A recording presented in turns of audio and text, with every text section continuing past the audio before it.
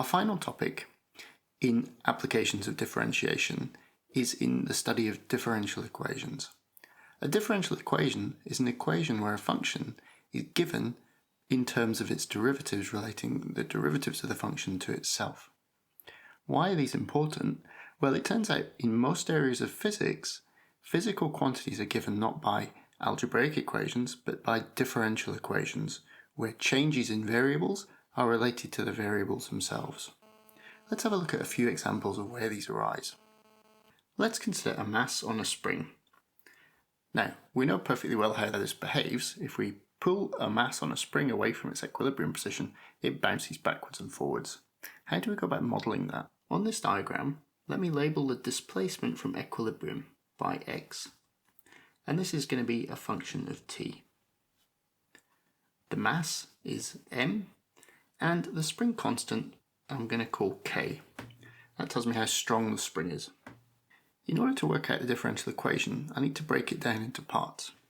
We have a restoring force, so when the mass is displaced from equilibrium, the spring pulls back with a force proportional to the distance. This is known as Hooke's law. So the restoring force is proportional to x, with the spring constant being the proportionality, and it acts to restore the spring to its equilibrium position, which means it has a minus sign in there.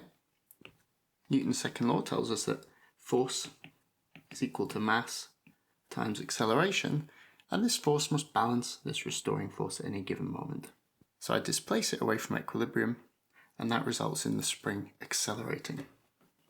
I move it away from its equilibrium position, and the mass will accelerate proportional to the distance you remove it from. Acceleration is the second derivative with respect to distance, so that implies then distance from equilibrium obeys this differential equation, where x is a function of time. This is an example of a second order ordinary differential equation. It's a very important one that you'll see over and over. It's known as a harmonic oscillator. Once we have a differential equation, we can look for solutions of differential equations. We're not going to do this just yet, but we'll describe what the idea of a solution is. A solution is a function x of t which satisfies its differential equation, which means that when I differentiate it twice, it's going to come back to be minus k over m times the function itself. So a solution to this differential equation is cosine of the square root of k over m times t. Now why is that? Well, if I differentiate this twice, what's that going to be? Well, I differentiate once, that's going to give me a sine. Differentiate again, it's going to go back to cos again. When I differentiate to get the sine, I bring in a minus sign, and each time I differentiate it, I bring in a factor of root k over m.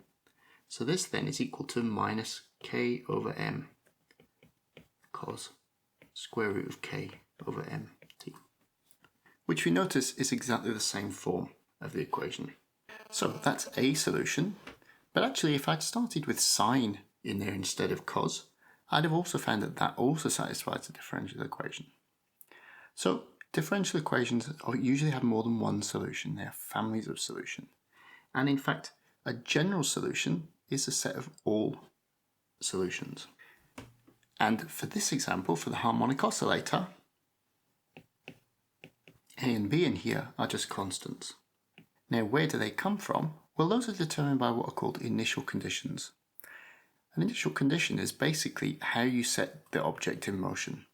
Do I set the object in motion with pushing it away from its equilibrium position, or do I pull it away from its equilibrium position and let it go?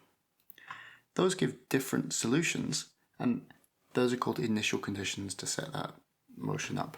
If I release it from rest at a distance x0 away from its equilibrium position at t equals 0, that implies the initial conditions are x of 0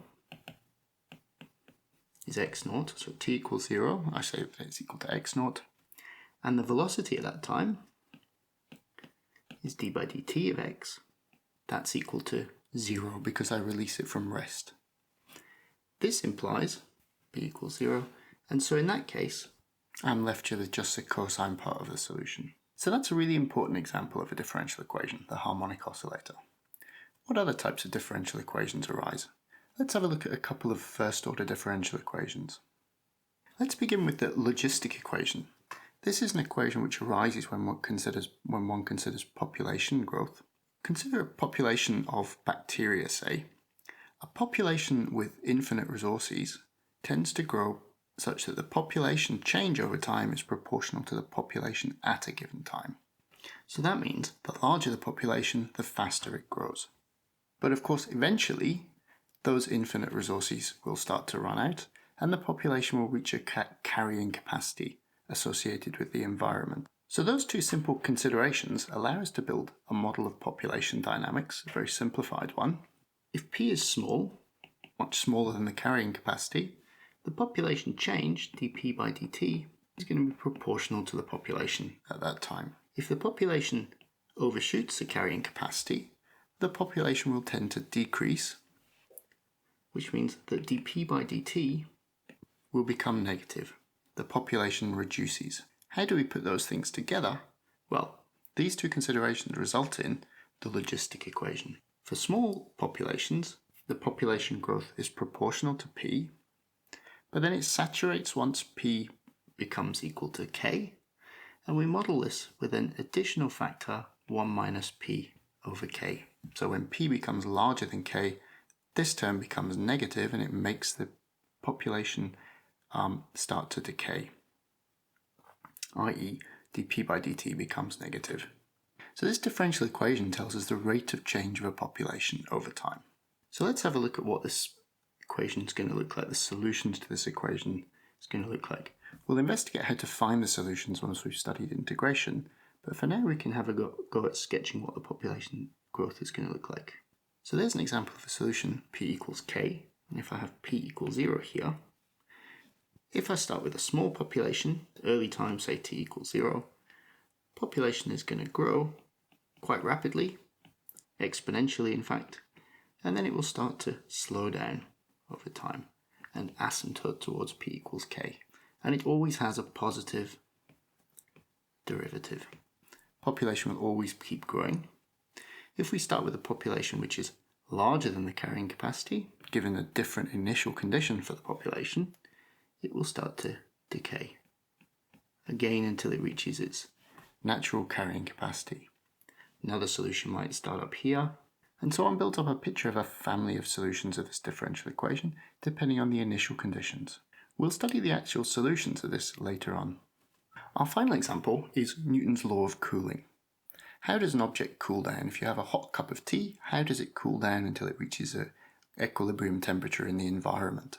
The temperature change, that is its change over time, the derivative of the temperature with respect to time, is proportional to the difference between the object's temperature and the environmental temperature.